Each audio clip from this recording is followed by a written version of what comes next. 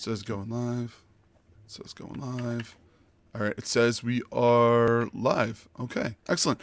And hello and welcome everyone to the Roundtable with the Stream Team. And this is where we talk to amazing content creators and their journeys to where they are today. Today we have the amazing MrBoomstickXL with us, and he's, excited to be here. You are excited to be here. We've been talking for like a half hour. Yes, Boomstick, I how are you? certainly am. Excellent, great. I'm happy to have you here.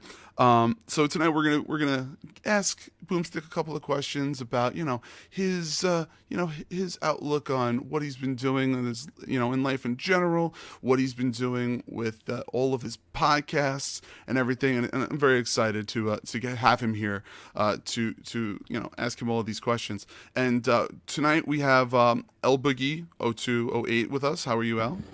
I'm good. How about yourself? Not too bad, hanging in You there. enjoy your week off? We all Did you from go party? oh no party. I've been recouping like nonstop. I'm still Oh, from your popping cold from that my turned cold. into like weirdness? Oh man, with the lost voice. It's been crazy, but I've been popping medicine the doctor gave me every night, and I'm finally feeling good, so it's great.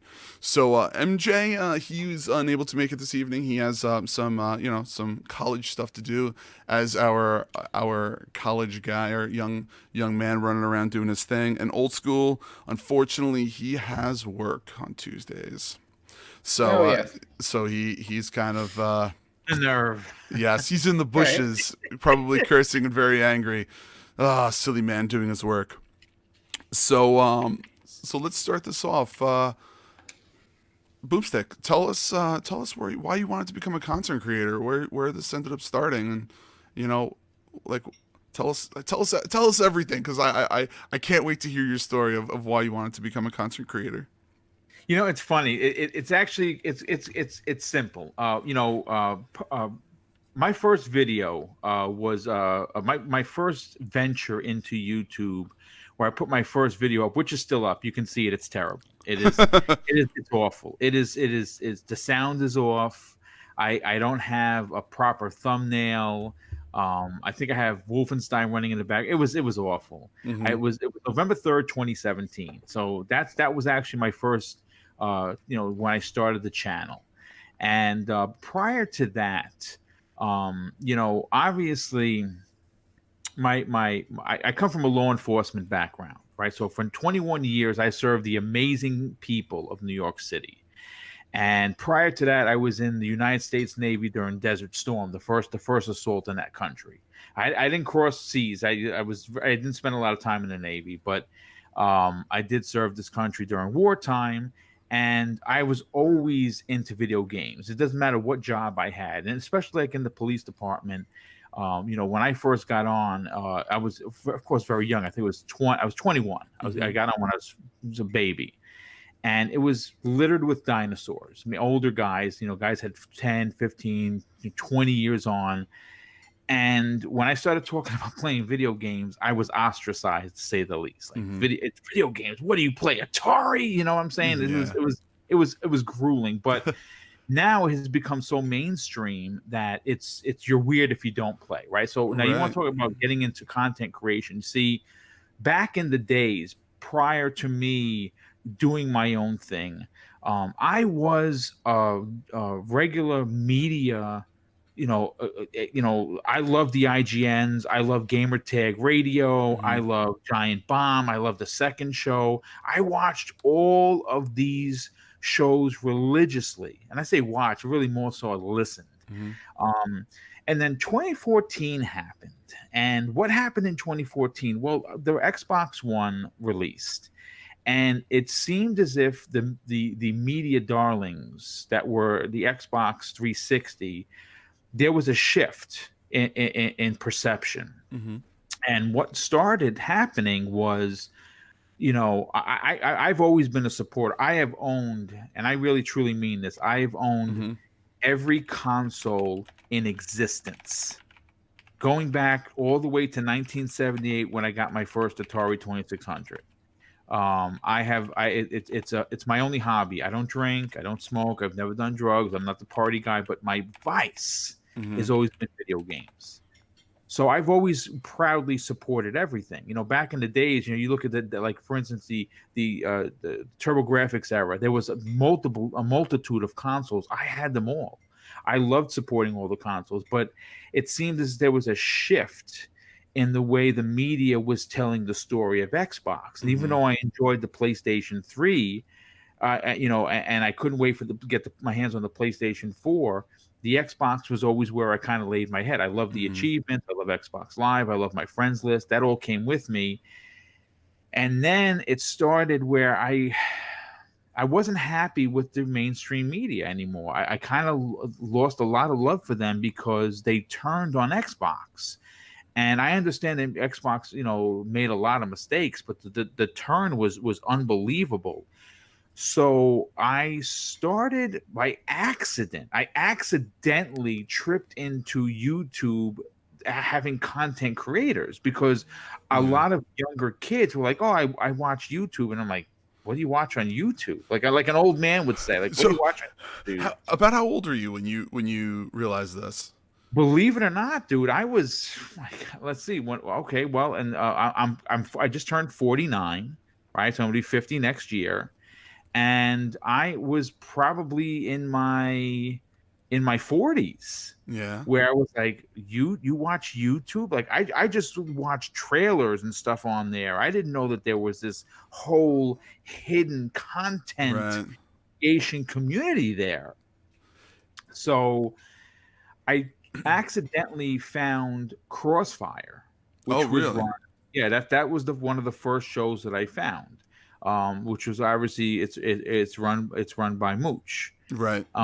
And he's had Crap Gamer. Obviously, he's been on there for a lot of years, and but I mean the cast has changed over the years. You have Clowns, you have Predator H2O, you have Xbox 448. He's been on there, and it's rotated throughout the years.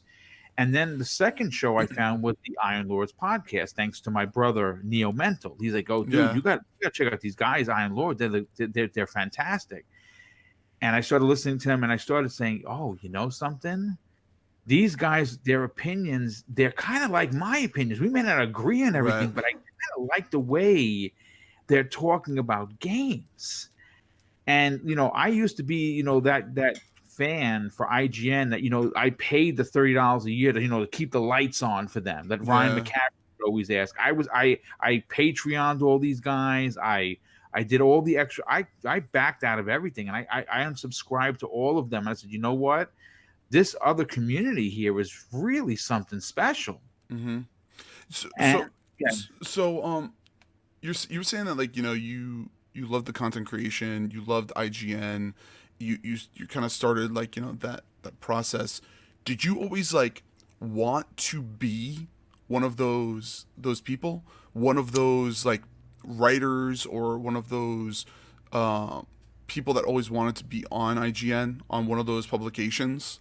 It's funny you should say that because I've always wanted to be a writer.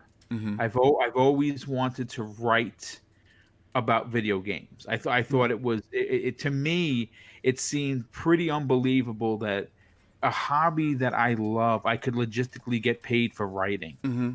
And so it interests me. I started my own blog, and I used to do these, do my own reviews and kind of put them out there. No one read them, but I was doing them because I was enjoying writing, writing about games, and I'd get a message every now and again. Hey, this is a really good, review, whatever. Thanks so much. I just bought the game.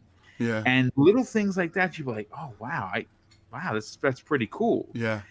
So sorry to break your train of thought, but you were going to say, you go ahead. I had to ask. So no, that's not part. That's actually a great question. So what wound up happening, the real short of it is this. On my personal bucket list, and I think we all have that, right? Like everybody wants to go do a certain amount of things before the end of the road, right? I mean, I think that's everybody. One of the things that were on the so-called quote unquote imaginary bucket list was to be on a podcast. And I'm like, could you imagine if I was able to get a microphone and talk with a bunch of guys or gals about gaming, and it would be out there for people to listen to? This is crazy. Like, I can't believe that this is happening. So I became a real big fan of Crossfire and Mooch more specifically because Mooch he has that voice that when he comes into the room, everyone stops and listens. Like he Mm-hmm. has a very powerful voice and he's very passionate. Now, again, I will tell you this: me and Mooch, we don't agree on a lot of things. Right. But that's life. You don't Mm-hmm. always agree. That's understandable. So I got into Twitter in 2014 when I was still in the job. I was like, oh, learning the social media because I don't really do a lot of big social Yeah. media. So I had to learn that when I got into this business. And I DM'd Mooch and I said, "Hi, I'm a big fan of the show. I listen every Friday night. It's really great. Do you ever have anyone from the community on as a guest?" And he says, "Yes, it's something we do. Would you like to be on?" And I said, "Oh my God, are you kidding me? Sure. Mm-hmm. I would love to be on. You tell me when." And I made my first appearance on Crossfire, and I think I want to say it was June of, it was like, yeah, it might have been May or June of 2017. Mm-hmm. And I made my first appearance, and I wasn't nervous because I used to, when I was working for the New York City Police Department, most of my career was spent as a youth officer. So I worked with kids, and I would go into classrooms and auditoriums, and I had to speak in front of large amounts of people, and I love doing it. Like Mm-hmm. you were saying earlier, like we're Italian, so we like talk, we talk all day Total long. day. That's the way it is. Did you have to do So like the dare stuff and stuff like that too? what's that? Did you have to go into the school and do like the dare type stuff Yes. too? Yes, Yeah. I did. I dressed up like McGruff. I did all kinds of fun stuff like that with the kids. I Yeah. would volunteer after work to play basketball, to coach. I loved it. It was such a rewarding career. Mm-hmm. So he has me on, and I kind of held my own because we're talking about games. It's not hard. If you Yeah. love it, you love it. It's really easy to talk about. And obviously, I didn't see Crossfire. See, I run my shows differently. Where Crossfire, you kind of got to get yourself in there. You know what I'm saying? When someone stops talking, you got to jump in when you have your point. Yeah. And I wasn't used to that, so I didn't say much. And then the next week, he invited me back, and he says, "Hey, Boom, would you like to be on?" I'm like, "Oh my God, 2 weeks in a row! Freaking holy cow! Yeah, Yeah. sure, I'll Yeah. be back on." And then the third week prior to the show going live, he has DM'd me and he goes, "Listen, Boom, getting a lot of people to say they like what you have to say. Mm-hmm. Would you like to be on regularly?" And I'm like, okay, now someone's got to pinch me. This is ridiculous. I'm on the show that I actually used to listen to. I'm Yeah. on that show. Come on, you kidding me? And I was on it for a full 2 years.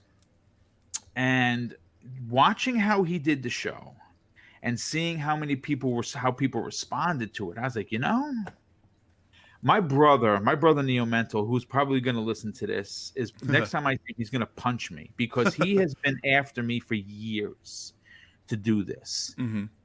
Not so much the writing thing. He says you have a personality that people want to listen to because you are relatable. Try the YouTube thing. YouTube, come on, that's for kids. I don't know, whatever.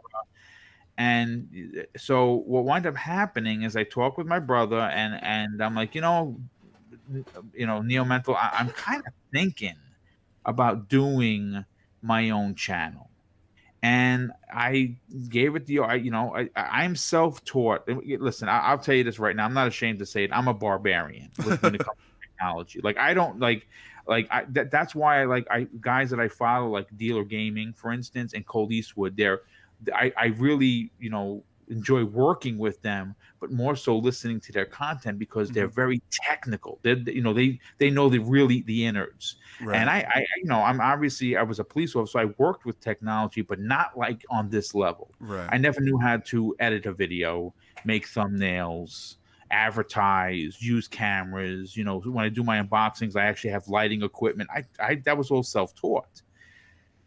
And then I after being on Crossfire for a couple of months, I got the itch to want to do my own thing. Like I had my own voice that I wanted to get out there and talk about. And dude, it just has been the greatest 2 years of my 40-year gaming career. These last 2 years have been nothing short of a magical mystery tour. Right. It's from all the stuff that you're talking about with how it went from something that you never expected to happen to the point where now like you are so busy, and I think you're probably one of the busiest people as content creators that I know of. It's kind of it's kind of amazing to hear how, your drive and your want to be on to a show and listen to a show kind of drove you to want to produce your own channel, wanting to do your own thing. So I want to hear about your channel and why, well, everything about it. Well, one thing that I needed to do from the minute I put this channel together was to make sure that it was built from the ground from the ground floor up with the community in mind. Hmm. The community had to be front and center Yeah. on everything that I do, and making them a part of the DNA of Double Barrel Gaming was an absolute must. And going back to, and it's funny because I would have, if you would have asked me, could you have incorporated your police career into a gaming career? I would have told you you're out of your mind, because, but I spent, like I said, as much time as I spent as a youth officer, I worked in community affairs. So I dealt with large portions of the community, and everybody. I mean, it doesn't Hmm. matter, male, female, gay, straight. It doesn't matter what religion, black, white, blue, purple. I dealt with everyone, and it was an amazing part of my career. And having that experience that's why I think it was so easy for me to incorporate how I work with the community now, because everyone is important to me. It Hmm. doesn't matter. And it doesn't matter how much experience you have or you don't. Like, for instance, I'm very I love paying it forward. So the same way Mooch allowed me to be on his show, when someone reaches out to me in the DM and says, "Hey, hi, Boom, I'm a fan. I've never podcasted, but I'd like to," they immediately get an invite, Hmm. because it's the right thing to do. I mean, why wouldn't you want to do that? Yeah. It was done for me, so it's literally the least I can do. Right. And so, but getting back to the channel, it's all of the all. I mean, I listen, as a content creator, you're going to try things and things are going to fail. And I've started new shows, and they just didn't resonate with the community, or they just did not hit. And that's life. You have to constantly. The one thing that's amazing about YouTube is that there are millions of content creators, Hmm. millions upon millions, and you have to work hard if you want to be noticed. Yeah. You have to be consistent with your content. You have to be innovative with your content. You have to talk about things that people want to hear. But for me, how I do my content is I do it like a kid in Toys R Us. Like, you take a kid and you put that kid in Toys R Us, and everything is incredible, right? Like, no Hmm. matter what he or she looks at, it's incredible because they're in a giant toy store. So when I go and I decide what stories I'm going to use for each show, I don't look at it as a content creator trying to get a story for a show. I look at the story and be like, that is awesome. Hmm. I'm so excited to talk about the House of the Dead remake that they're doing, or this, or whatever. So I look at it from the eyes of a fan, and I Yeah. think that's what resonates with a lot of people. Do you feel like um your your work in, like, because it seems like you do like a lot of volunteer work, right? Yeah. So do you feel like, because of your love for gaming and because you always want to give back, that's why you wanted to become a content creator? Is that like why you wanted to start the channel, like to kind of like get that information out there? You know what it is? I always thought I had a voice for gaming. Like I always wanted to be able to talk about gaming. What I didn't realize is that people actually wanted to listen. You know, when Mm-hmm. one of the things that I do, and I think it's a responsibility. You cannot take your fan base. The fact, let me just say this: the fact that I actually have people that would be considered fans, it freaks me out. I Mm-hmm. want you to understand. Like I don't. It's hard. It's a hard pill to swallow because I'm just a regular guy. You know what I'm saying? But when you get messages from people that say, "Hey, boom, listen, I found your show. I work the midnight shift. It's usually very boring, and I you put out so much content that every night I have something to listen to. I want to thank you for that." When you hear that, when you read stuff like that, like saying it right now, I have goosebumps Yeah. because I just can't believe it. To be honest with you, like I really honestly cannot believe that someone would actually say that. So getting back to the responsibility part, I make sure, and one, it's like a pet peeve for me. One, I say hello to everyone in the chat, not just a general, hey chat, Mm-hmm. welcome to the show. When I see you come on, I'm writing to the person. I say, welcome, Yeah. my brother, welcome, my, good friend or whatever. I love to welcome everyone.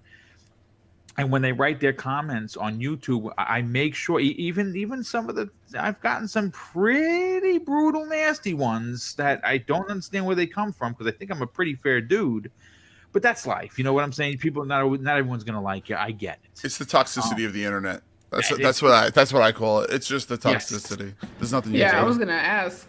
I don't know if Go this is ahead. a good time or not, but I was gonna ask. Like, how do you deal with that, like the toxicity? Because I know that all of us deal with it differently. And then like, I don't know. I know people make mistakes, but like, how do you gauge like how far is too far for people? well, you see, I mean, listen, like I'm very active on Twitter. I think I'm closing in on, oh my God, something like 70 something thousand tweets. It's ridiculous. It is so absurd that I tweet so much. It's almost embarrassing. But you do come across people that are just sometimes they're just not nice. And you know what? Let me just tell you this. Again, I have to harken back to my 21 years as a New York City police officer. Some of the things that I've been called, some of the things that have been said to me have been so horrendous. But I got to be honest with you. I really nothing you could possibly ever say ever bothered me. I don't know if I come off that way, but really, you could say something about my mama, and I'd laugh. I I mean, I really think would. everybody knows you're cool as a cucumber, so Thank you, Yeah. thank you. I appreciate. That's very kind of you to say. I nothing anyone could say would get me like to start cursing or acting a fool. It's just not in my DNA. Now, will I go back and forth with someone like if I'm trying to do a point and if I see that that basically I'm ice skating uphill, I just stop the right. conversation. I either block them, and I don't like. I hate blocking people. Like even the a Yeah. holes, Oh, Right. it makes me feel kind of dirty. I know that sounds ridiculous. I mean, but at the same time, sometimes when you don't block people, they'll just keep going and Yes, going, but going, like they have nothing exactly. else to do but that. I so I agree. try not to block. I do like the mute button, and you can Yeah, just I you're like not that too. blocking them, but you're Mm-hmm. but you're not really hearing them, so it's not Mm-hmm. really so terrible. The Right. toxicity, I again, you know what? Listen, I'm going to be honest with you. When you can say whatever you want about me. You can talk about my mama. You can say whatever. It's when you attack my integrity. I think that's probably where I have almost. I don't want to say a rage because I don't. I don't. I'm really. I like You're to consider mellow. myself. I like to consider myself like Ferdinand the Bull. It's my favorite book, my favorite childhood book of all time. All Ferdinand wanted to do is stay under his shady tree and smell his flowers. I see, that's me. All right. And then obviously he gets stung in the ass, and then he goes buck wild, and everyone's afraid of him. See, that's what it takes for me. Like it's Mm-hmm. very rare do I ever even like raise my voice because it's my dad. What helped me as a police officer is, my father used to tell me, he goes to a couple of really important things. First of all, and I say it almost at the end of all my shows. First of all, it doesn't cost anything to be nice. Mm-hmm. Right. That's a big thing. And the other thing that he taught me was treat people how you want to be treated. Mm-hmm. And those two things resonated so well, and they really helped me throughout my career. But there was one other thing that he used to tell me, and you can't really see me because I'm not obviously not on camera. But he said when you come into a situation, how he would walk into it is he would take his hand and raise it above his head. If you start here, boom. Craig. You can call me Craig. It's fine. There's nowhere to go if you start here. But if you start low and it works all the way up to it, well, then it was brought to that level by that person. Right. And those things really, I carried those so close to the vest, literally my bulletproof vest, throughout my career, and it always served me well. And I used those same ideologies that my father taught me since I was a kid, sitting on his lap, through the way I handle my business on social media, because social media is it could be at the greatest place and you meet some amazing people, but at the same time you can always, you can meet some really terrible people that have a lot of terrible ways of dealing with life and other right. People. Yeah. I feel the same way. I was gonna say though, on top of your dad's wisdom, it costs nothing to just simply keep your mouth shut. Yes. Like sometimes you just should not comment, Mm-hmm. Like there's plenty of times where I've written one out and then erased it and put my phone down and go about my day because I've done that. I've done that more times. You're just I'll write it out. It's not worth it. Like and you have to be right. Like no, just I'm like, you know what? It's just not even worth getting into the argument, and you hit the back button and you just keep it moving. It costs you $0. Yes. Cognito, he by the way, he hopped into the chat and said, "Love you, boom." # officer friendly, and then he has. They called me that on my beat. That's for real. They called me that on my beat because I love being the good guy. I live for being the good guy. But getting back to the channel, now I've had a lot of people ask me this. Like, where does Double Barrel Gaming come? Is it because you're a cop? Is it because you like guns? The answer is no. It has nothing to do with that whatsoever. As a matter of fact, one of my all-time favorite films is The Evil Dead 2. I have a story for you about that, but continue to go. Yeah. So my brother and I, we are the biggest Evil Dead fans. We loved 1, 2, 3, and This Is My Boomstick from Army of Darkness is where I tried to play with the name of MrBoomstickXL, and it was actually my gamer tag. And I'm like, Double Barrel Gaming. Let me see if that works. And I went with it. No one had it. No one had an active Double Barrel Gaming. And I coined it. And that's how Double Barrel Gaming became what it is. Did you watch the TV show, Ash vs. Evil Dead? I watched it also. I actually thought it was good. People thought it's fantastic. Oh dude. my god, it's I love the whole series. It's great. There is a what's it called? Bruce Campbell's books. Have you read them? You know what? Sadly enough, I did not. All right, we'll talk after the stream. I have them on Audible. I can friend them to you if you want to listen to them. They are hilarious. If it's Bruce Campbell, it's got to be funny. Oh my god, some of the stuff that he says and some of the stuff that he comes up with, I'm just like, oh my god. And the stuff between him and Sam Raimi as they were producing Evil Dead, it's just fantastic. And Cognito, thank you very much for that bronze subscription here on the Iron Lords podcast channel. Very nice. Yes. But continue. Double Barrel Gaming, that was your name, that was the brand you started. And then where did the multiple podcasts come from underneath that? Well, Breakfast with Boom was the first show. And it's funny because all of the shows, the names themselves came from Double Barrel Gaming came from obviously the movies, right? Came from my love of Bruce Campbell and the Evil Dead. But the names of the shows, they all came at the most unusual times. I was online paying for groceries at Stop and Shop, and Breakfast with Boom just popped into my head. So I went to my phone and I wrote it down. I typed it in. Yeah. I met myself, and I went to my brother and I went to another friend that I kind of bounced things off. And like, what do you think about Breakfast with Boom? Oh, that's great. Okay, so I was online at Stop and Shop, and the Xbox Factor podcast. I think that one I was on the elliptical listening. I might have even been listening to one of the Iron Lord shows when I was on elliptical, because obviously you're trying to pass the time that you're on there for an hour, for a mile and a half. Oh, yeah. And it's obviously it's you just want to get anything you want to do what you have to do, but you want to just get it done. Mm-hmm. And the Xbox Factor podcast came from, I believe it was in the gym, and Primetime Gaming, which is the show that I just launched. I think I launched it in the beginning of September was the first show. It was right after Labor Day was the first show. You actually launched that 2 weeks after we started. Oh my goodness. Yeah. I saw no, it's fine. It doesn't matter to me. But I saw it and I was like, Boom's got another show? I was like, how does he have the time?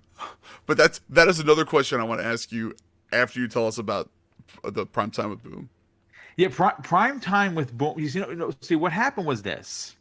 I noticed that the nighttime shows usually drew a big crowd because obviously people are home, right? People are not at work, and I had worked on the Crossfire podcast for 2 straight years. I barely ever took a Friday off. Mm-hmm. And my wife, who is not only my confidant, my best friend, the love of my life, she has been in my corner and a supporter of this dream of mine in a way that is there's just really no words to attach to how thankful I am for her support on this. And I noticed that because before getting into the whole podcasting thing, we used to go out Friday nights, go to the movies, go to dinner, get dinner out, come in, just watch a flick and just hang out, go out shopping, because I enjoy shopping. We used to go all the way up to Nanuet to do our shopping here.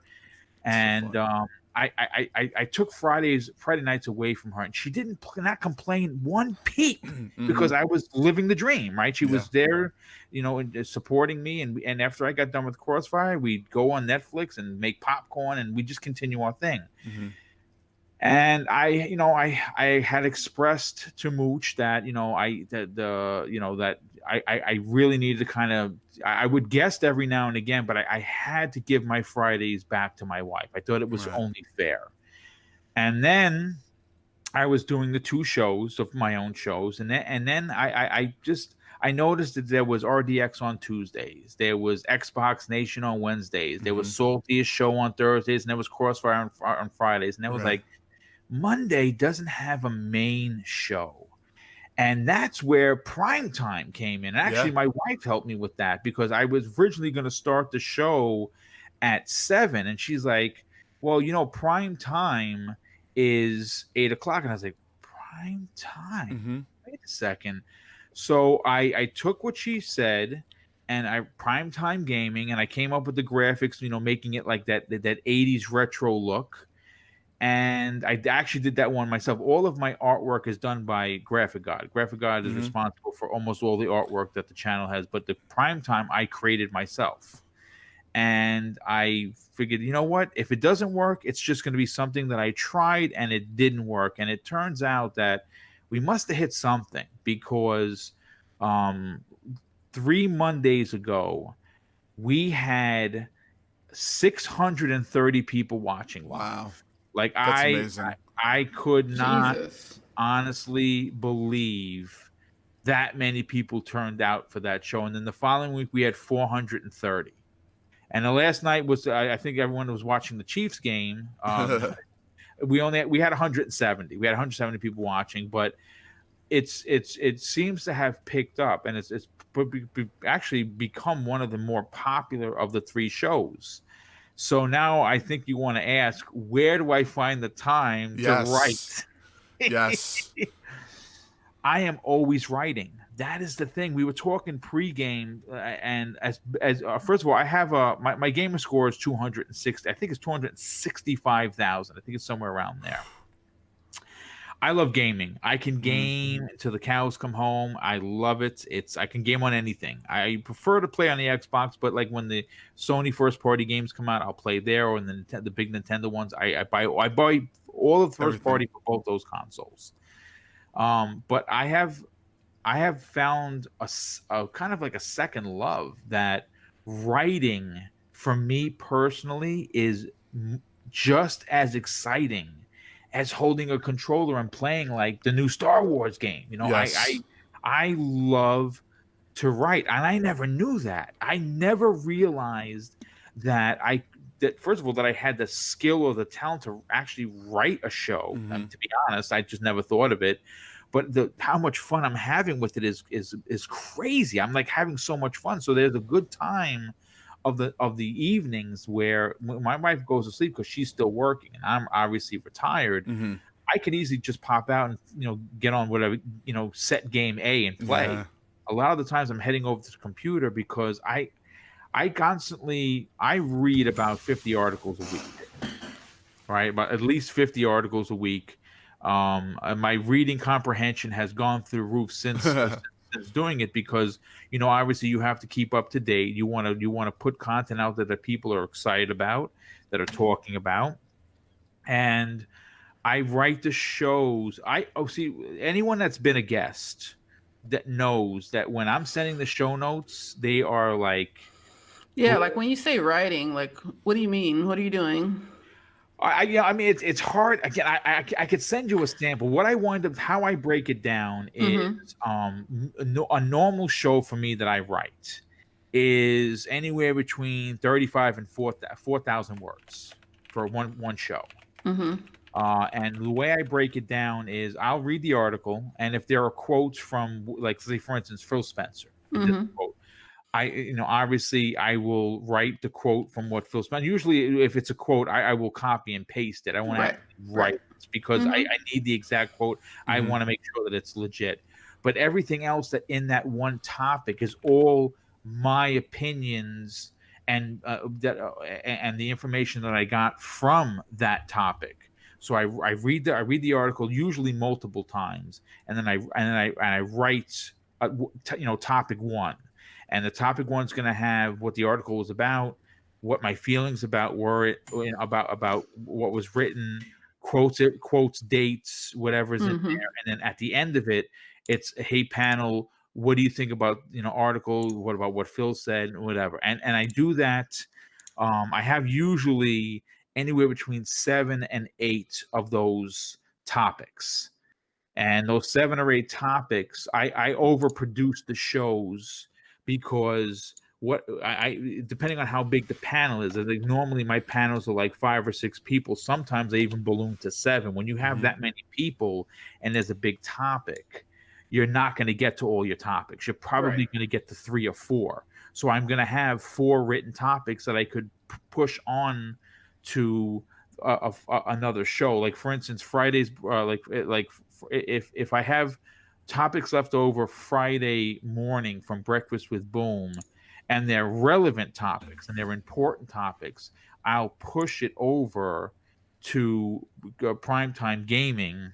But I will a good portion of the time I will rewrite it because maybe there's more information that has come out on the particular topic. So I'll rewrite that topic and put it in there.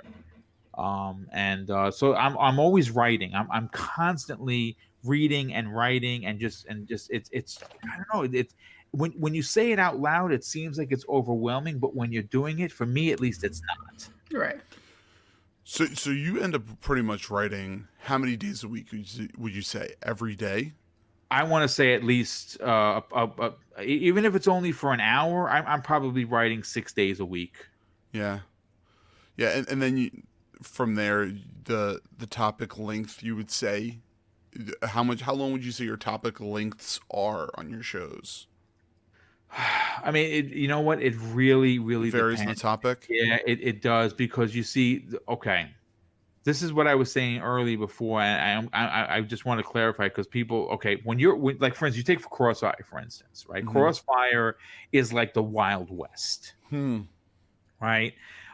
You could, if you don't know how to get in there, just imagine it's like a bunch of horses in a pen, and they're all jockeying for position.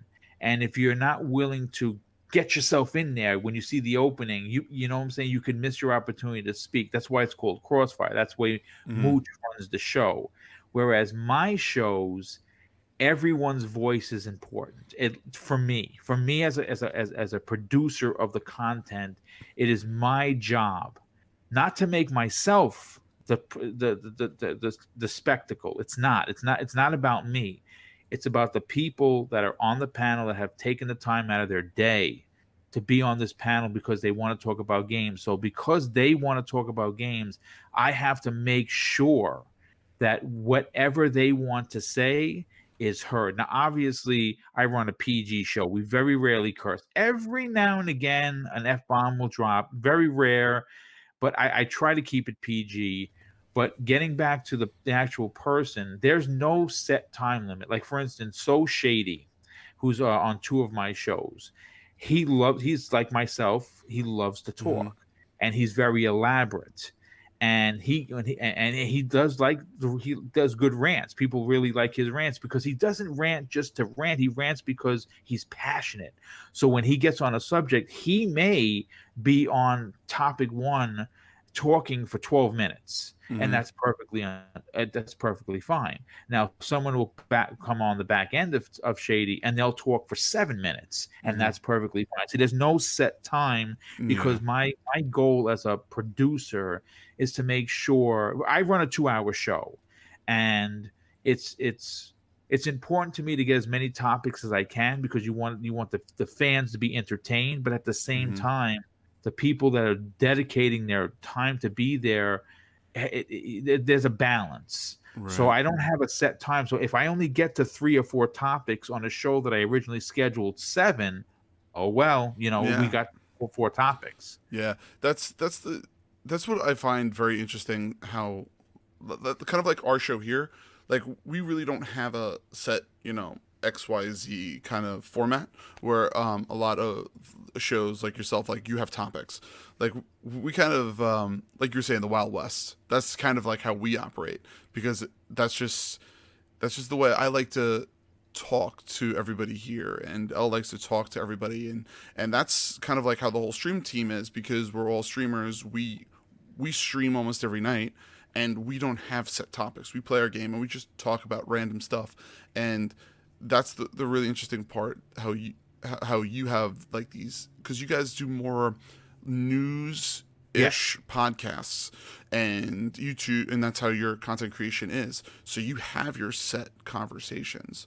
So it's kind of interesting to see how each of your channels kind of work, and all of your podcasts are just a little different, which is very, very unique. Could do you see how like each of them are different? Yes, and they're purposely done like that. Mm-hmm. Um, I do it like that for the reason, because again, when I produce these shows, I put a significant amount of pressure on myself. Mm-hmm. I truly do. And it's funny, I don't feel like I'm doing it, but I know that I kind of bully myself. I know that sounds ridiculous, but I feel a set of responsibility, because I am going to be, and like I said, I'm being being very frank here. Mm-hmm. The fact that I have anyone listening to me, and I truly mean this, completely still blows my mind. Truly blows my mind that anyone Mm-hmm. wants to hear what I have to say. So, with that said, it is my responsibility as a content creator to make sure that the people that are taking the time of their day to listen to a show that I put out, it Mm-hmm. has to be quality content. Mm-hmm. And because there are a lot of content creators that only have a one show, and they put all of that into the one show. I have 3 shows, and yes, it is a bit of an undertaking for sure, but I have to make sure that each individual show is slightly different. That just does things a little different to make it different than the other 2 shows, because Mm-hmm. when people tune in, you just don't want to hear the same stuff. Mm-hmm. You just really don't want to hear, because then it's regurgitated, right? Like, Right. why tune in if on Monday, again, unless it's a real, if it's a big to do topic, like for instance the Gears thing, Yeah. Gears being snuffed at the awards, that's going to be talked about. It's going to be talked about on the Xbox Factor podcast, and we're Mm-hmm. probably going to come back around onto it. If not on Breakfast with Boom, maybe on Monday. It won't be on all 3 shows, Mm-hmm. but my opinion is already out there. But my panel, I want to hear what they have to say, because Mm-hmm. again, they, like myself, they're probably going to want to talk about it. Right. So I want them to have fun, right? So I may bring that topic back around, Mm-hmm. but change it in a way where it's not so direct, like it's media bias, and that's what we're Mm-hmm. gonna. And that's the story we're running with. I'll turn it in a way where it will be constructive talk. It'll be criticism, but it'll be constructive criticism, and it's not going to be like what we talked about on this show. So Mm-hmm. it is a little bit of I guess a tightrope walk, if you will. But that's the fun of it. It's the challenge of Mm-hmm. trying to get this done, and the people enjoying it. Is, like I said, it still completely blows my mind that anyone likes the show. It really, I'm not even being facetious. I Mm-hmm. really honestly feel that way. So because you have, I'm sorry, I'm jotting notes because I have questions and I don't want to break your flow. Because you originally, I assume, did this almost like a hobby, I would assume. Yes.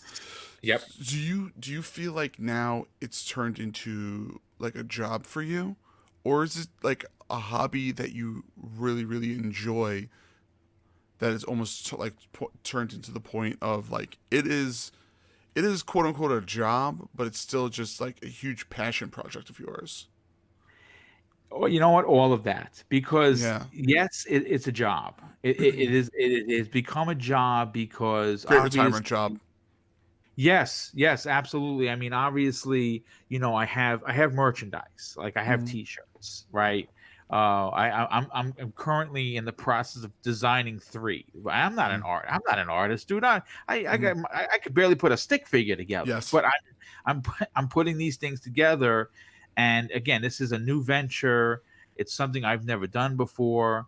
I'm kind of, like I said, I'm all self-taught, but for the show, it's a job, sure. It's a hobby, definitely. But for me, it's more of a, like you said, it's a passion project, Mm-hmm. because I get to talk about gaming, and I get to do it in a way where not I get to have, for me, for me actually, the biggest joy of all of the everything that I do is interacting with the community, Mm-hmm. getting to meet all, like I went to E3 for the first time. I actually met El Boogie at E3. It's my first Yep, yeah. E3. What's that? I just said yeah. Yeah, it was my first E3 ever. I've never been. Again, bucket list, right? And the Iron Lords, thanks to Cognito and King's guidance, Yeah. they got me there. They explained to me what I had no idea what the hell you had to do. I know it was expensive as hell. I know that, but they they they explained it in a way, they put it in front of me in a way that was understandable, and Mm-hmm. I got there because of them, right? And getting to hang out with all these people that I worked with and never met before in real life, and just talked on shows. My God, it was amazing. It was Yeah. so cool. And and getting to meet, like, for instance, and I talk about this all the time, a guy that's a friend, he's a friend now, but he's a fan of the show. His name is Frederick Jackson, known Mm-hmm. aka Gotham Guy. Mm-hmm. And Gotham Guy had originally reached out to me, and I didn't see the message, and he was going to give me his +1 to get into FanFest, and Oh I wow. missed it. And I'm like, oh man. So obviously I kept trying, I didn't get in. Mm-hmm. We get to E3, And I'm like, okay, I got into every event. I got into as press, believe it. I got into Oh, wow. E3's press. I got into Bethesda's press. Like I couldn't believe it. Like it was like it's ridiculous. Yes. And then he DM'd me at E3 and says, "Hey, Boom, my +1 blew out his shoulder in the gym. He can't come. Do you want my +1?" Oh my God, are you kidding me? Yeah, of course I want your +1. And he sent me all the information. I reached out to the Xbox team, and they got back to me. And it just it's instances like that those are things that you only A, dream of, and B, I am never going to forget for the rest of my life. So it's a passion project. It at times. It's to be honest, to be completely fair, it's never actually ever felt like, oh, geez, I gotta write again. Yeah. I've always been that. I've always had a very high motor, especially like on the job. Like I was always the guy. I mean, I ran into when everyone's running the other way, I'm always running in. That's just that's where my DNA is built. But I've always been a community first person, and like I said, again, it's built in my DNA.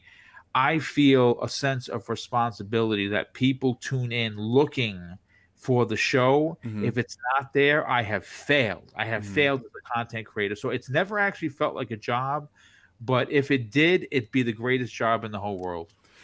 When you were at E3, did you have people coming up to you, like fans, going, "Oh my God!"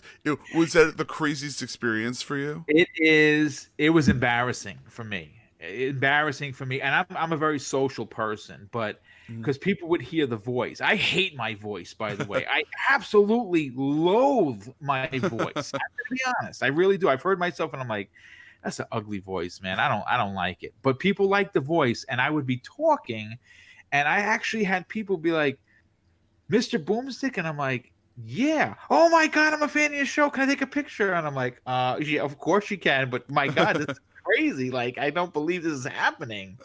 And it happened quite a bit because they hear the voice apparently is very unique. Yes, I hate my voice, but apparently if you hear it, people are like, "Oh, I know that voice," and it did happen. And to be completely honest, it's very surreal when people want to take a picture with you. I'm like, oh my, the honor is mine. I'm taking I'm taking a picture with you. That's good enough for me. And yeah, it did happen. And it was, like I said, for me in my inside, I was actually a little embarrassed. I'm like, oh my God, I can't believe this is happening. I find it kind of an amazing thing when you have like fans being able to walk up to you, and I'm nowhere near you, but I met like one guy in Trader Joe's who ended up seeing me wearing my Twitch shirt, and he was like, "Oh, how's it going? What's going on?" He's like, "You're on Twitch now." Like I produced some type of like rapport with the guy that now he's in my Twitch channel every couple of days. But it's so weird because I still go to that Trader Joe's, and he's like, "Pete, what's up, man?" I'm like, "Hey, Greg, how are you doing?" Like, talking to him. It's just, I find it so weird and awkward, but at the same time, you have this really amazing connection because of gaming, and it is a fantastic thing. So, you said before that your wife, she supports you with everything that you're doing, and Neo Mental, your brother, he ends up, supporting you. Like, how was your other family when you kind of told them that you were going to do this, and you were going to, produce all these podcasts, and this is what you're going to do? How did they feel? Well, I mean, obviously, like I said, my brother was very supportive. Obviously, he's been with me for years. Like my mom, she's a little older. You know what I'm saying? She's like, "Oh, you're doing what you always wanted to do." She knows I always wanted to be in gaming in one way or another. But I've never been told you shouldn't do this because you're too old. Because folks, I'm going to be 50 years old next year. You know what I'm saying? There are not a lot of 50-year-olds doing the podcast business. You're not acting like a 50-year-old, by the way. Oh, thank you. Well, you know what is? I say it all the time. I think it's the games that keep me really young. I mean, like I have a mohawk. You know what I'm saying? As a matter of fact, I had a mohawk in the department. Very, very, very few cops do. And yes, I had my balls broken by a lot of the bosses. I thought it humanized me with the public. I loved it because it was different. And people didn't just see a white guy in a blue uniform. I really mean that, and it's just, you know, the job has changed, and I hate to say this, it's not as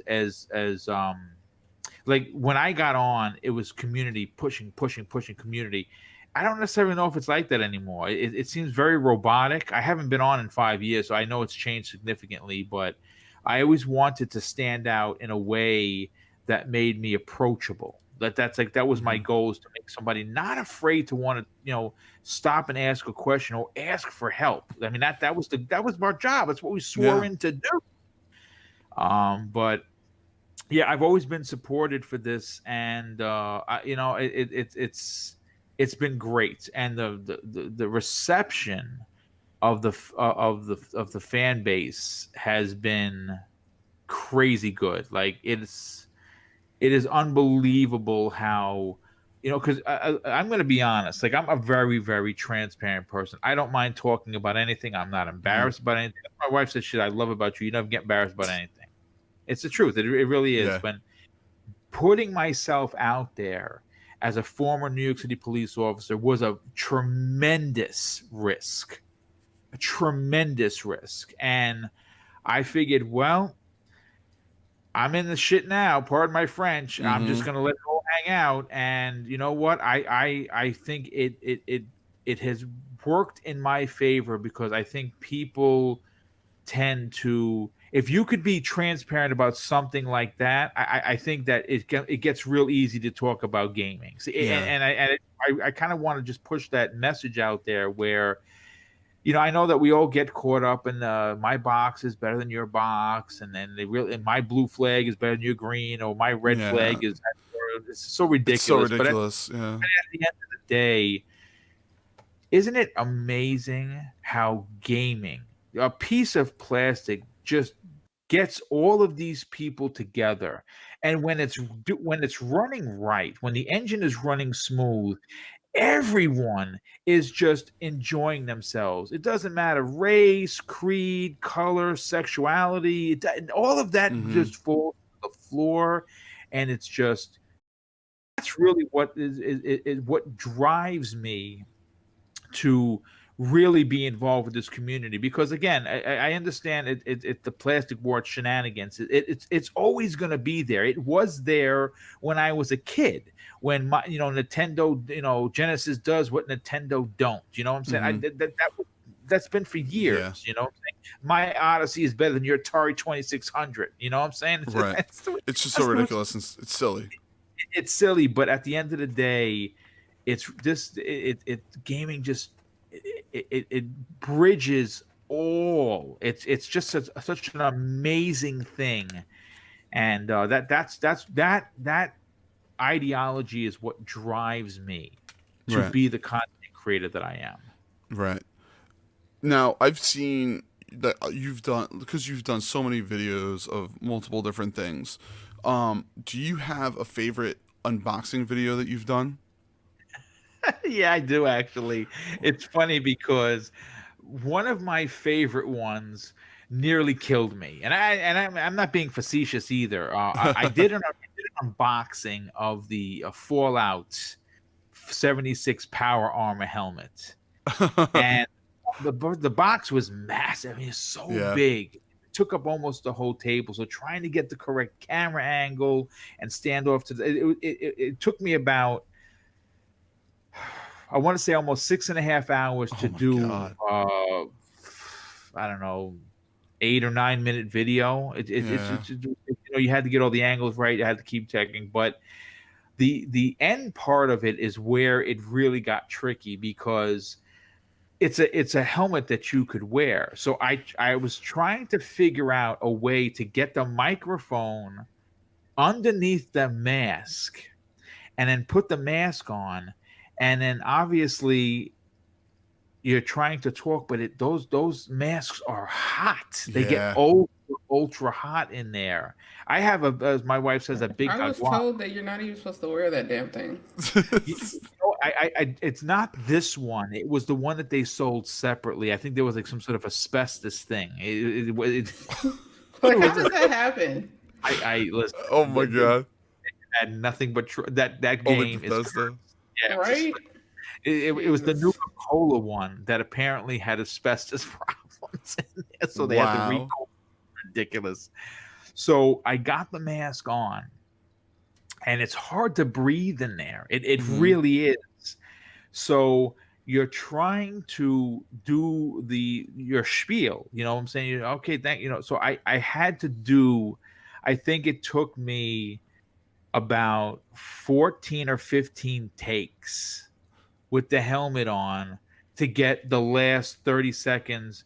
Welcome, thanks for tuning in, for Double Barrel Gaming. This is Mr. Boomstick. Hit that like button, whatever. And I was trying to do it where I was towards the end, I was getting out of breath because the mic is right here, Hmm. the helmet's on, it's hot as hell in there. Yeah. And after like the 15th time, I finally got it.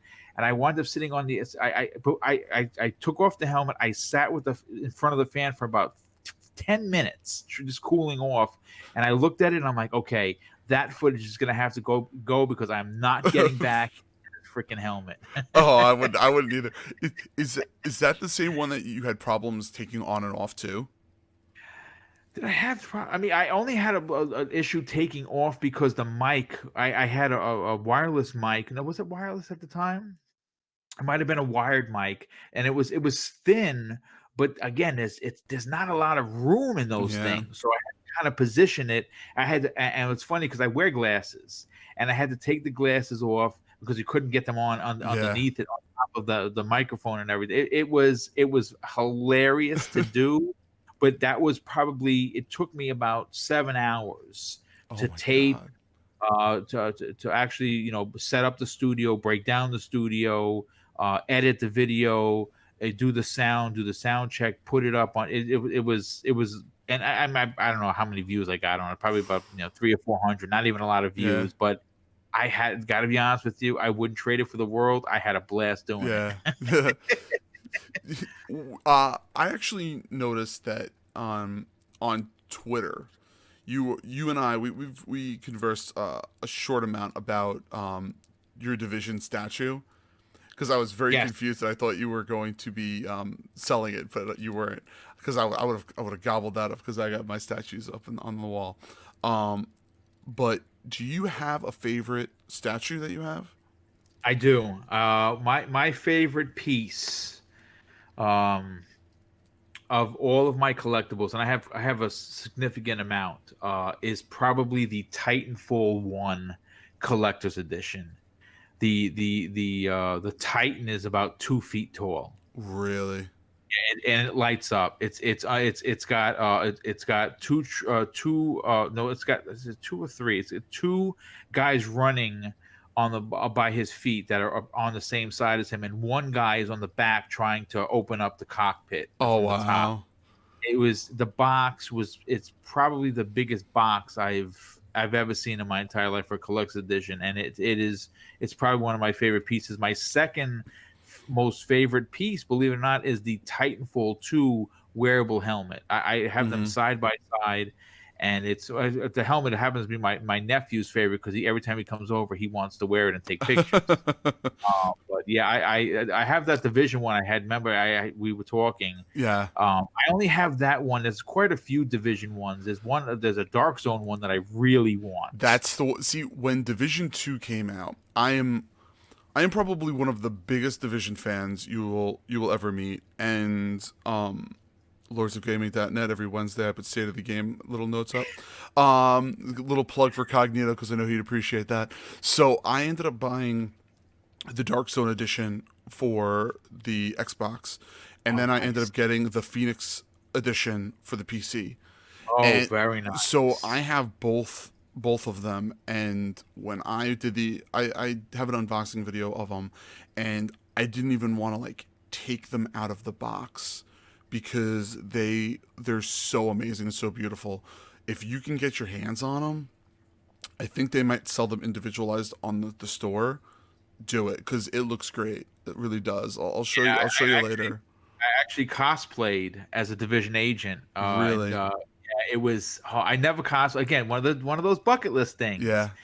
I've always seen it. I'm not embarrassed to do anything. I'm like, you know what? I'm gonna make my own Division, and Mm-hmm. I think it was Comic-Con 2017. I did it. Okay. I did. Yeah, it was amazing. Again, people stopping you to take pictures. Oh, you're the Division. Oh my God. Yeah. Do you know who Splinter Shield is? Splinter He's a Shield. pretty big cosplayer for the Division, and I've actually been. I'm sorry.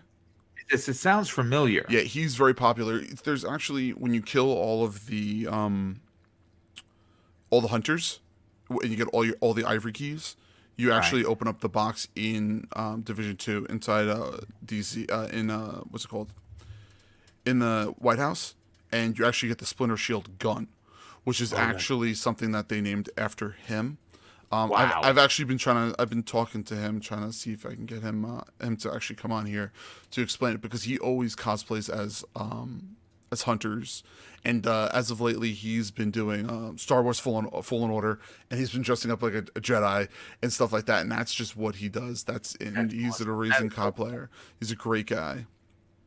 So that brings me to my next question, because you are a Star Wars fan. Am I not wrong?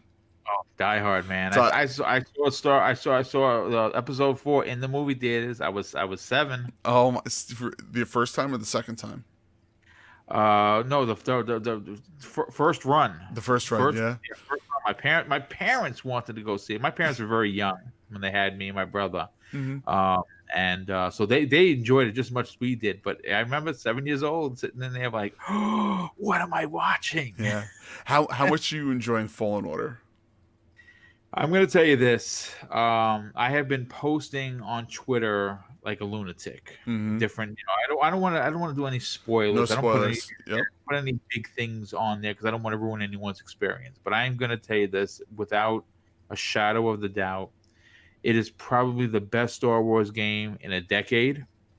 Yes. It is Respawn storytelling at their absolute complete finest. It is an original. It's canon. The character is original. Cal is an amazing. He's a character that carries a tremendous amount of emotional baggage. You learn as the story goes. The story is powerful, and it's not just your atypical story. Right. It is a really well written story. If you're a Star Wars fan, and you know what, to be honest with you, I kind of expected it, only because Titanfall 2 single player was masterfully written. So you cared about BT, you know what I'm saying? You cared about the robots. Yeah. You know? I actually, by the way, we're sitting here talking about it. I just literally got goosebumps. Like, I've been playing the story, and I am a huge Star Wars fan, like huge, beyond belief. And yes, El Boogie, I did watch The Mandalorian, so you don't have to yell at me. I saw the first 2 episodes because I know you're gonna yell at me. I was gonna ask you if you had watched it. see, I knew you were gonna say it. And I love the story, and when you're going through, like, I want one of those droids. Like, I want, yes, BD1. I want one. Like, he's, So you guys woke me back up because you're starting to talk about Star Wars now. I'm sorry. What was I gonna say? I really love this game. The only thing that I kind of don't like about it is how dark soul-y it is. Souls-y. Yeah. Like the punishment for dying. What level are you playing it on? Oh, master. Yeah, that's what I'm playing it on. It is no joke. It's not, yeah. It's like I just got through the arena, which is not really, I don't think it's giving away anything, but I just got through the arena, and my God, my thumb hurt. I was like, Lord Jesus, I don't know if I could take anything harder than this. About an addict being able to do that every single time. Oh, I don't my know God. how it does it, but yeah. Yeah, and I just went to Dathomir, and it's like that all the time. Yeah. How Boom, how about you? Are you playing it on Master also? You know what? Here's the thing. I started playing on what was it? There was the Jedi Master is what I started playing on. That's what I started playing on. And then I kind of started getting my rear handed to me, and I'm like, here's the thing. I play games. If I want to punish myself, I'll bang my head against the wall, right? If I want to, but I play Right. games to have fun. And then what I decided to do is because you see, I'm more of into. So I play, like, for instance, I beat Call of Duty on the hardest level. Mm-hmm. I have 1,000 out of 1,050 achievements in that. I got everything. I really enjoyed this year's Call of Duty. So I decided that after being killed 7,000 times in that game, playing it on the hardest level, I decided that I was going to enjoy the story that they were trying to tell. Mm-hmm. And I'm playing on the second to lowest, Yeah. not the lowest, but the second to Yeah, lowest, I know where which it's a one you are. challenge. Yeah. But it's a challenge where I can appreciate the story that there's, because with this game, like you guys were saying, when you played on that Jedi Master, Mm-hmm. you make one mistake Mm-hmm. and it's over. It's over, and I agree with and I agree with El Boogie on that. Like, it's, if there was one thing, and they kind of told us it was kind of like it's not Dark Souls, Mm-hmm. but it's Dark It's Souls like like a light. ish. Yeah. And I buy them all. I am terrible at them. I don't have the patience. The one game that I actually really enjoyed that was like that was Neo. I put 90 hours Mm-hmm. into that game, made up to the last boss, and I could not beat him. But I got to tell you, when you look, first of all, when a game tries to mimic another game, a good portion of the time, you guys know, you've been gaming for so long, it's usually an epic fail, right? Like, we've Mm-hmm. seen well, it's gonna be like this game, and they just don't do it right. Right. Fallen Order borrows from so many games, it almost shouldn't work. It almost Right. it's almost unbelievably shocking that it's actually working, because you could easily say that it plays like Tomb Raider, Oh. plays like Uncharted, it plays like Metroid, it plays like Dark Souls, and it all works. It all somehow works. I Mm-hmm. don't know how it works, but it works. Right. You guys still there? Yeah, we're here. Oh, I'm sorry. Yeah, I just Mm-hmm. I just got a really weird error that came up on across my screen. Okay. So yeah. Well, we're still live according to the chat. I'm Yeah, yeah. looking at the chat. So yeah, We're still live. yeah, we're still good.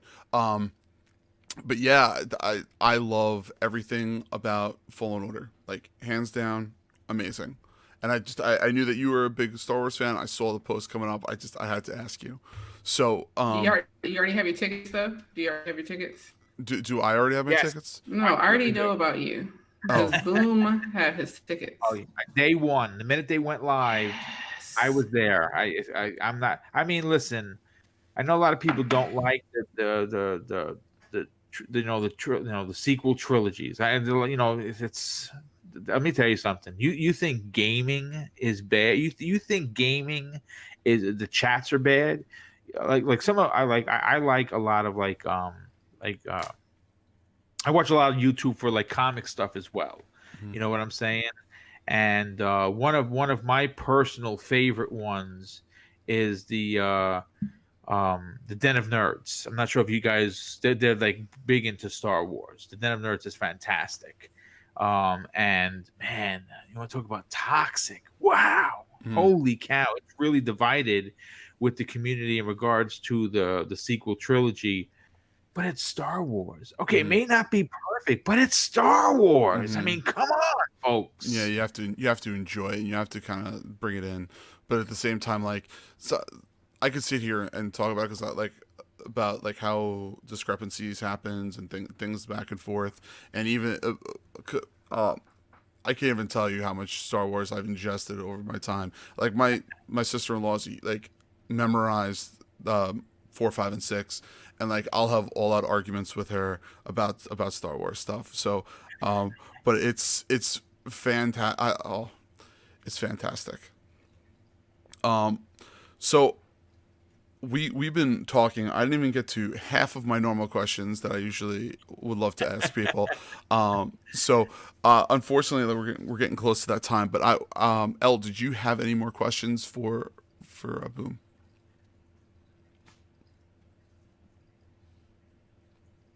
Elle? I'm here. I don't know Sorry what about happened. that. No. I figured she might have muted herself on accident. Yeah, I muted myself, but what happened? Do you have any questions for Boom? Oh no, I tried to get in my work in my questions as he was talking. Yeah, because like it's one of those interviews that it was just like you have. It's almost like an Italian Thanksgiving dinner when you have to like just throw in I'm conversation. long-winded. I Like, apologize. My wife tells me that all the no, time. I'm used to it. I'm fine with it. I will cut you off, and I did a couple of times. I'm perfectly fine with it.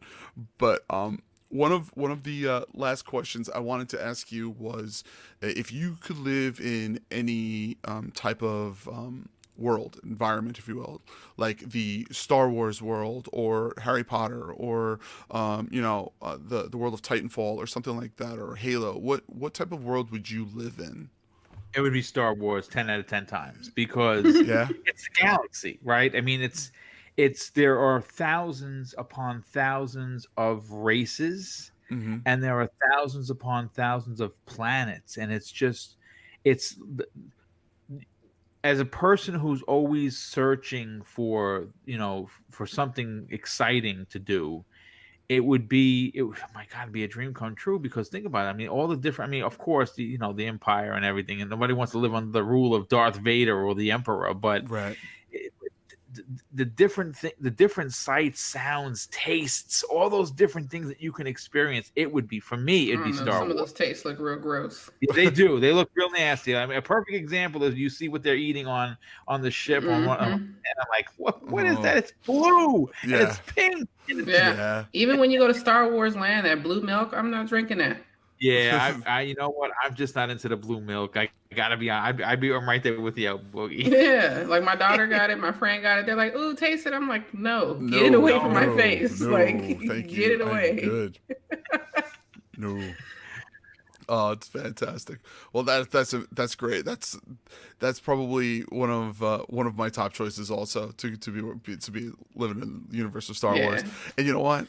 I'm sorry, but even if I had a little bit of force, I would love to be able to like grab my remote control off my couch and not have to can't get do up and be like, That's fun. I would. That's the stuff. Oh my That, god! Only you oh, would be like, I uh, don't need full force. I just need enough to grab my remote. bro, it's grab my remote. I dropped my pen. I just want to be Oh, like, shit. oh, got my pen. Sweet. Like that's what I Drop would your want. keys, like boom, pick it up. Exactly. Be like, asking ridiculous questions to people. Anyway, so tell us where we can find you.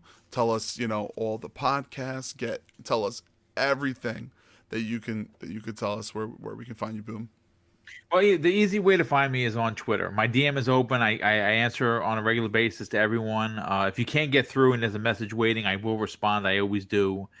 So it's at MrBoomstickXL on Twitter.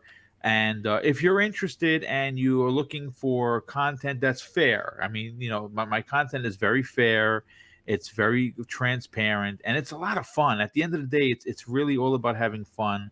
If you're looking for that kind of content and you want to try something new, and the negativity of some of the content creators that are out there that are very vocal, and you're bored of the negativity, yeah, give Double Barrel Gaming a shot. It's Double Barrel Gaming on YouTube, and I have 3 live shows. I put 6+ hours of content per week that are up there, except during holidays. Like obviously next Thursday there's no show, but I'm doing one on Wednesday, Mhm. and there's no Friday show because the missus is off. And I want to make sure that she gets some rest after cooking all day on Thursday. Mm-hmm. So there'll be no Breakfast at Boom next week. This week there'll be a show.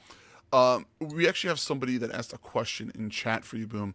Would you want to be a Jedi, or would you, with the rules and all, or a Sith Lord, if you had that I'd be option? I'd be a Jedi. It would be order. It would be Oh yeah. responsibility.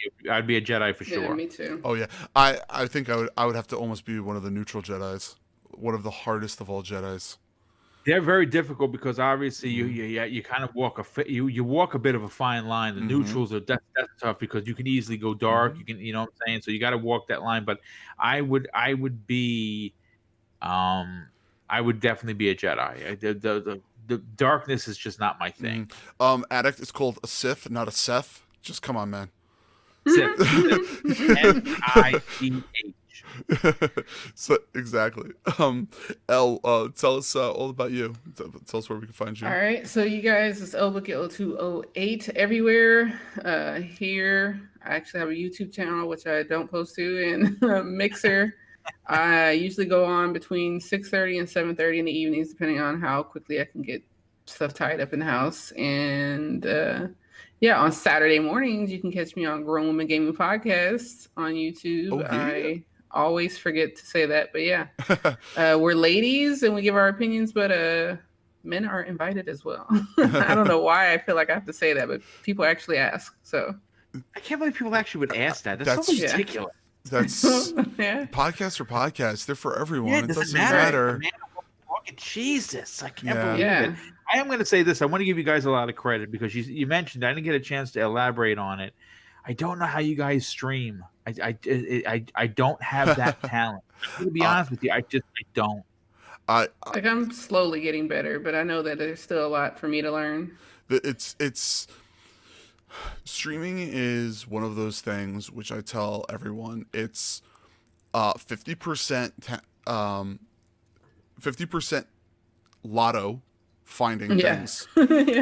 Like 25% the people you know, and 25% you actually playing a game, because it feels like I stream every day from 7 to usually 10, sometimes later, from Monday to Friday, and my numbers go up, they go down, they go up, they go down, and and everything, and it's literally one of the hardest things to kind of get yourself mentally through, but it is almost to the point where the people that in networking is almost more important than everything else to get you going. It's actually a couple of conversations I've had with large streamers that we're actually going to hopefully come have them here for this conversation starting in the new year. But it's crazy because I've already starting to book guests for next year, and it's really intense and it's crazy. But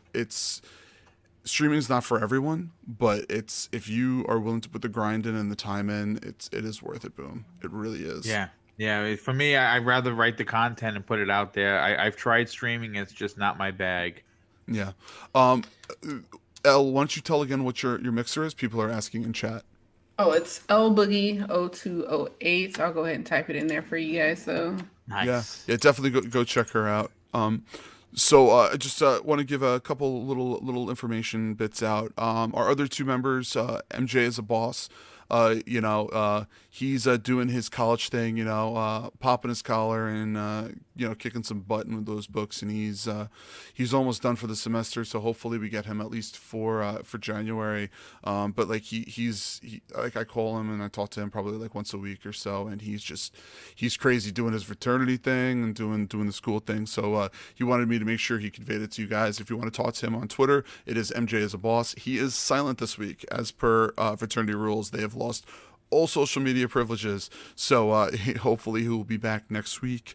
And our other member, Old School Style, he is like I said before, working late. It is Old School Style on Twitter, and he has this is his podcast, but he writes for lordsofgaming.net, doing a bunch of tech articles, and he also has his YouTube page, which is Old School Tech Talk, where he does a lot of tech information. So yes, he is there. I am Snaldo, SNALYDO.